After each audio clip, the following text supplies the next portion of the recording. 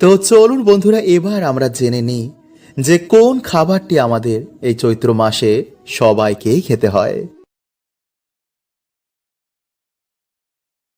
জয় শ্রীকৃষ্ণ, রাধে রাধে।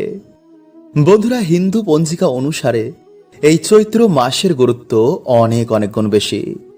কারণ এটি হচ্ছে বন্ধুরা বছরের শেষ মাস।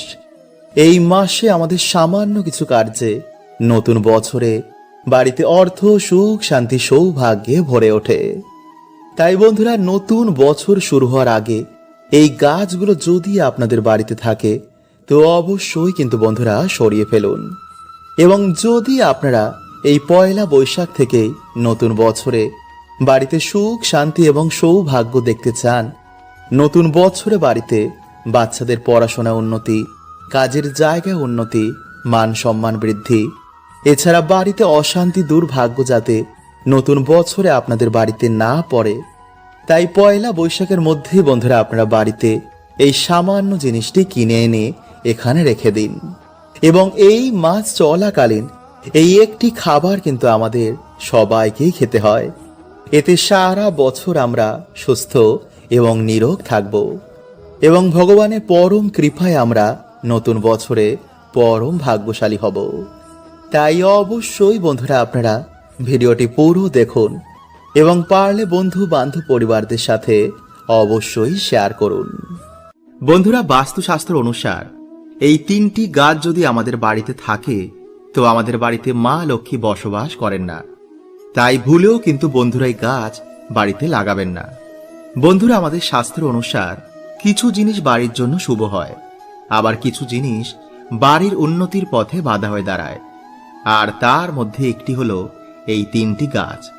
এই তিনটি গাছের মধ্যে যে কোনো একটি গাছ যদি আমাদের বাড়িতে থাকে তো আর্থিক সমস্যা, পারিবারিক সমস্যা, দুঃখ, দরিদ্রতা পরিবারে এগুলো লেগেই থাকে। তাই যদি বন্ধুরা এই তিনটি গাছের মধ্যে যে কোনো একটি গাছ আপনারা বাড়িতে লাগিয়ে রাখেন তো অবশ্যই গাছটিকে তাড়াতাড়ি সরিয়ে ফেলুন। আর তার আগে বন্ধুরা ভিডিওটিকে লাইক করে কমেন্ট হর হর মহাদেব ও জয় শ্রীকৃষ্ণ অবশ্যই লিখুন। নাম্বার 1, তেঁতুল গাছ। বন্ধুরা, আমাদের বাস্তুশাস্ত্র অনুসার তেঁতুল গাছ বাড়ির ভিতরে লাগানো অত্যন্তই অশুভ বলে মানা হয়। কারণ এই গাছ নেগেটিভ এনার্জিদের আকর্ষিত করে। তাই এর জন্যই আমাদের ঠাকুমা দিদিমারা বলতেন যে এই গাছের মধ্যে নেগেটিভ আত্মা মানে ভূতেদের বাস হয়। আসলে বন্ধুরা, আমাদের হিন্দু শাস্ত্র অনুসার মৃত্যুর পর যদি কোনো আত্মা মুক্তি না পায় তো সেই আত্মাকে আমাদের হিন্দু ধর্মে প্রেত বলা হয়। আর এই প্রেতকেই বিভিন্ন ধর্মে বিভিন্ন নামে ডাকা হয়। এরা নোংরা জায়গা, ভাঙাচোরা বাড়ি, বিভিন্ন গাছপালাতে এরা বসবাস করে।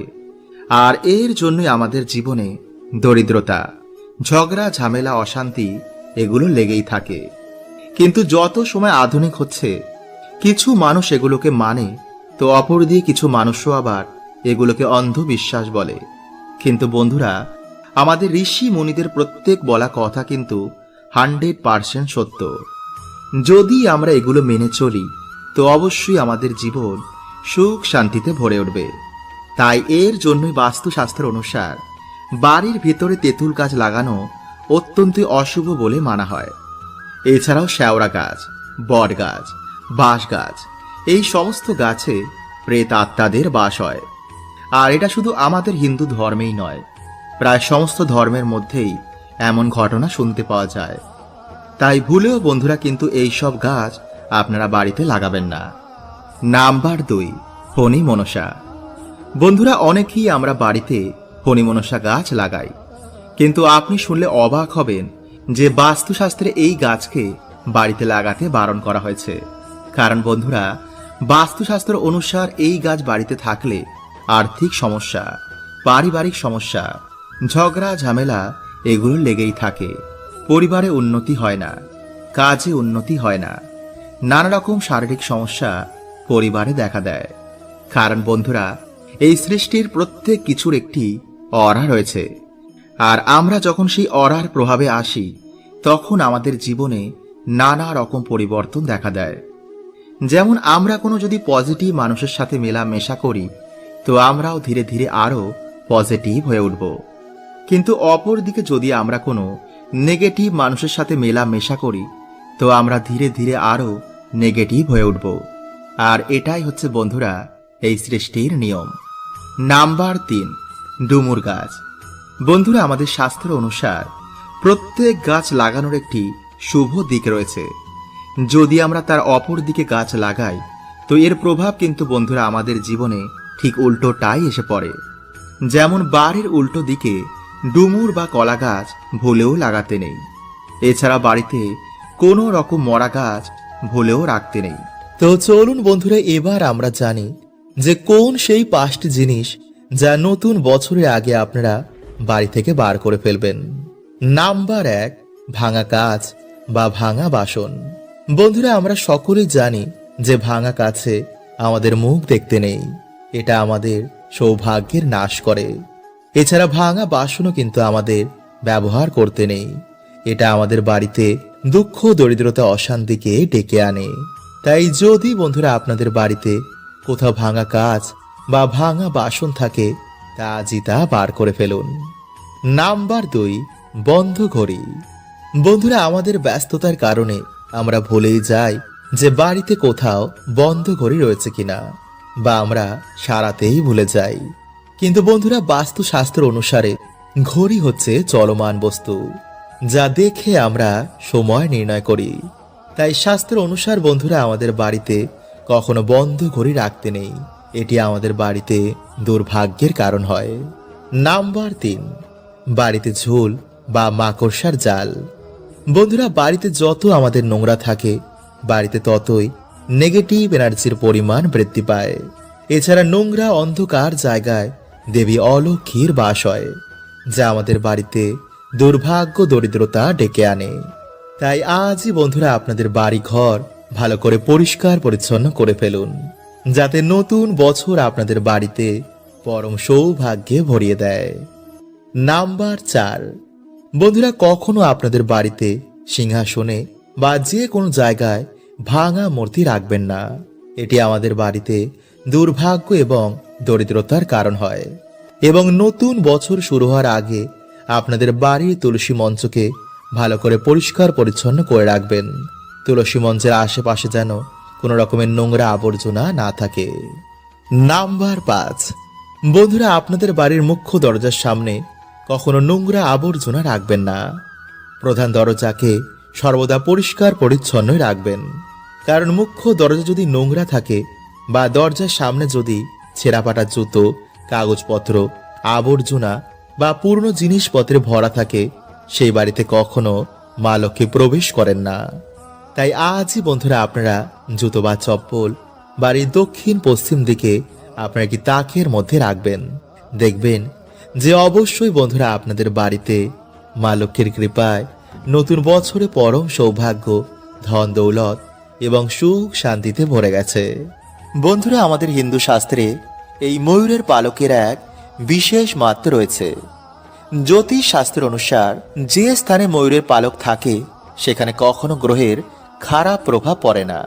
পুরাণেও ময়ূরের পালক নিয়ে বিভিন্ন উপায়ের কথা বলা হয়েছে।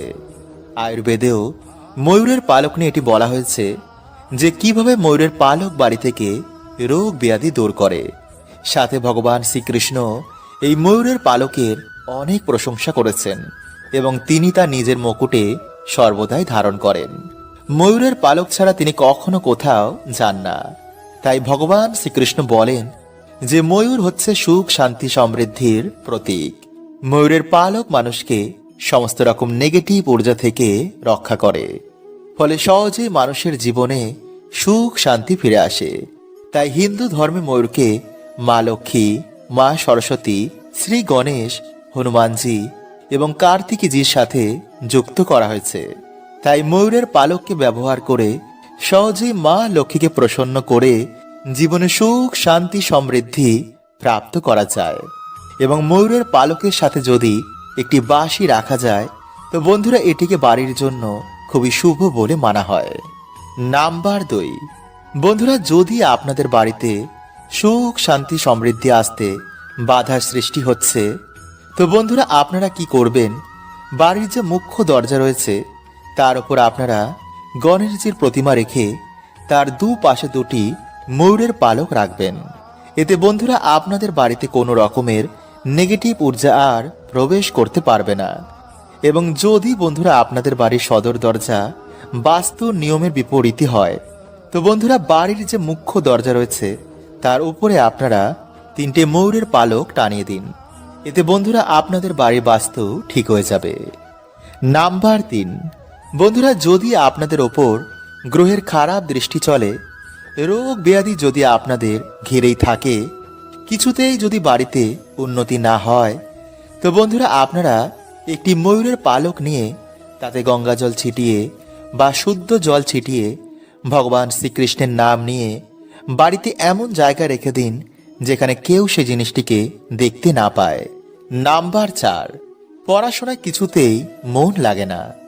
বন্ধুরা যাদের পড়াশোনায় একদমই মন বসছে না বা পড়া মুখস্থ থাকছে না, তারা কি করবেন, একটি ময়ূরের পালক নিয়ে তাতে গঙ্গাজল ছিটিয়ে মা সরস্বতীর পায়ের কাছে রেখে দিন। পরের দিন আপনারা সেই ময়ূরের পালকটিকে নিজের বইয়ের মধ্যে রেখে দিন। এতে আপনাদের পড়াতে অবশ্যই মন বসবে। নাম্বার 5, যাদের বাড়িতে ছোট বাচ্চা বা কারোর ওপর নজর বারবার লাগে, তারা বালিশের নিচে একটি ময়ূরের পালক রেখে রাতের বেলায় ঘুমিয়ে পড়ুন। পরের দিন আপনারা সেই ময়ূরের পালকটি নিয়ে গিয়ে কোনো প্রবাহমান জলাশয়ে ভাসিয়ে দিন। নাম্বার 6, শত্রুনাশ। বন্ধুরা কেউ যদি আপনাদের পিছনে বারবার লাগছে, তো মঙ্গলবার দিন আপনারা হনুমানজির মাথার সিঁদুর নিয়ে সেই ময়ূরের পালকে লাগিয়ে দিন। সকালে স্নান করেই সেই শত্রুর নাম নিয়ে আপনারা কোনো জলাশয়ে ভাসিয়ে দিন। নাম্বার 7, বন্ধুরা যদি আপনাদের কোনো মনোবাসনা এখনো বাকি রয়েছে বা আপনাদের আর্থিক উন্নতি চাই, তো স্নান করে সে ভগবান রাধা কৃষ্ণের মন্দিরে গিয়ে বা বাড়িতেই ভগবান শ্রীকৃষ্ণের মাথায় ময়ূরের পালকটি বেঁধে দিন এবং নিজের মনের যা ইচ্ছা রয়েছে তা ভগবানকে বলুন। দেখবেন কিছু দিনের মধ্যে আপনাদের বাড়িতে সুখ শান্তিতে ভরে গেছে। তো চলুন বন্ধুরা এবার আমরা জেনে নিই যে কোন খাবারটি আমাদের এই চৈত্র মাসে সবাইকেই খেতে হয়। বন্ধুরা চৈত্র মাসেই ভগবান শ্রীরাম এবং হনুমানজির জন্ম হয়েছিল। এছাড়াই চৈত্র মাসেই নবরাত্রি মানে বাসন্তী পুজো অনুষ্ঠিত হয় এবং এই চৈত্র মাসেই হয় মা শীতলার পুজো, নীল ষষ্ঠী এবং চড়ক পুজো। তাই বন্ধুরা আপনারা বুঝতেই পারছেন যে চৈত্র মাসের গুরুত্ব কতটা বেশি। তাই এই মাসে প্রথম যে খাবারটি আমাদের সবাইকে খেতে হবে তা হচ্ছে নিম বেগুন। কারণ বন্ধুরা আপনারা দেখবেন যে মা শীতলার হাতেও এই নিম পাতা দেখতে পাওয়া যায়। কারণ এই সময় যেহেতু বন্ধুরা বিভিন্ন রকমের চর্ম রোগ হয়, তাই মা শীতলার পুজোর মাধ্যমে আমাদের সংকেত দেওয়া হয় যে প্রকৃতি নির্মিত এই শরীরে আমাদের ঠান্ডা খাবার এবং নিম পাতা খাওয়া অত্যন্তই দরকার। তাই প্রথা অনুযায়ী এবং আয়ুর্বেদ অনুযায়ী আমাদের এই সময় নিম বেগুন, নিম পাতা, শুক্তো, তেঁতুর ডাল, গিমা শাক, সজনে ডাঁটা বা সজনে ফুল, এঁচড়ের তরকারি, এছাড়া ঠান্ডা পানীয়, ডাব, তরমুজ মানে রসালো ফল এবং অধিক পরিমাণে জল খাওয়া অত্যন্তই দরকার। নাম্বার 2, এছাড়া এই মাসে যেহেতু বন্ধুরা ভগবান শ্রীরাম এবং হনুমানজির জন্ম মাস, তাই এই মাসে অবশ্যই আপনারা কোনো হনুমানজির মন্দিরে বা প্রভু শ্রীরামের কোনো মন্দিরে গিয়ে আপনারা পুজো অর্চনা দিয়ে সেই প্রসাদ গ্রহণ করুন। এতে নতুন বছরে আপনারা পরম ভাগ্যশালী হবেন। সকল বাধা বিঘ্ন থেকে আপনারা নতুন বছরে রেহাই পাবেন। এছাড়া এই মাসে যেহেতু বন্ধুরা নীল ষষ্ঠী হয়, তাই এই মাসের যে কোনো সোমবার বা নীল ষষ্ঠীর দিন আপনারা পঞ্চামৃত দিয়ে শিবলিঙ্গ অভিষেক করে সেটি চরণামৃত হিসাবে আপনারা বাবাকে প্রণাম করে সেটি গ্রহণ করুন। এতে বন্ধুরা আপনাদের গ্রহ দোষ কাটবে, দুর্ভাগ্য কাটবে, আপনাদের আয় উন্নতির পথে যে বাধা রয়েছে তা নাশ হবে, ফলে নতুন বছর আপনাদের দারুণ কাটবে। তাই অবশ্যই বন্ধুরা আপনারা এই মাসে এই নিয়মগুলো মেনে চলতে একদম ভুলবেন না। বন্ধুরা আমাদের হিন্দু ধর্মের অনুসার মানুষ তার কর্মের অনুসার স্বর্গ বা নরক ভোগ করে, কিন্তু কিছু ধর্মগ্রন্থে অনুসার যে মনুষ্য অধিক পাপ করে সে স্বর্গ বা নরক না পেয়ে কিছু সময়ের জন্য প্রেত যোনি ভোগ করে। হ্যাঁ বন্ধুরা, আমাদের এই মনুষ্য শরীরকে চালিয়ে রাখার জন্য আমাদের খাদ্য গ্রহণ করতে হয়। কিন্তু আপনারা কি জানেন যে প্রেত যোনিতে প্রেতেরা কি খাদ্য গ্রহণ করে এবং আমাদের কোন খাবারের ওপর প্রেতেদের অধিকার হয়? বিছানায় বসে খাওয়া কি শুভ নাকি অশুভ? এই সকল প্রশ্নের উত্তর বন্ধুরা আজকের এই ভিডিওতে জানবো। তাই অবশ্যই বন্ধুরা ভিডিওটি পুরো দেখবেন। তো নমস্কার বন্ধুরা, আমি রাজু আর আমাদের চ্যানেলে আপনাদের স্বাগত। তার আগে বন্ধুরা ভিডিওটি একটি লাইক করে কমেন্টে হর হর মহাদেব ও জয় শ্রীকৃষ্ণ অবশ্যই লিখুন। বন্ধুরা আজকের উত্তরটি স্কন্দ পুরাণে বর্ণিত একটি গল্পের মাধ্যমে জানব। তো চলুন বন্ধুরা এর উত্তর আমরা জেনে নিই। বন্ধুরা এক সময়ের কথা, রাজা বিদুরথ নামে একবার একটি রাজা একটি জঙ্গলে শিকার করতে যান। কিন্তু শিকার করতে করতে তিনি একটি গভীর জঙ্গলে প্রবেশ করে যান।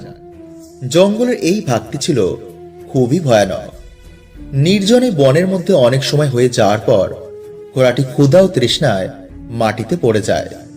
তখন তিনি কি করবে বুঝতে না পেরে রাজা নিজেই পায়ে হাঁটতে শুরু করেন।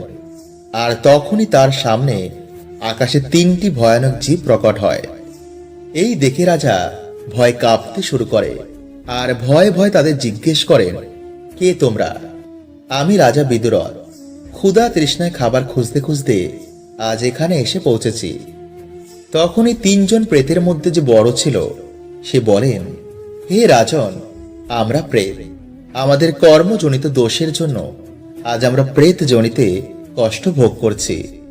আমার নাম মাসন, এ আমার 2 নম্বর সাথী বিদেবত, আরও হলো কৃতঘ্ন।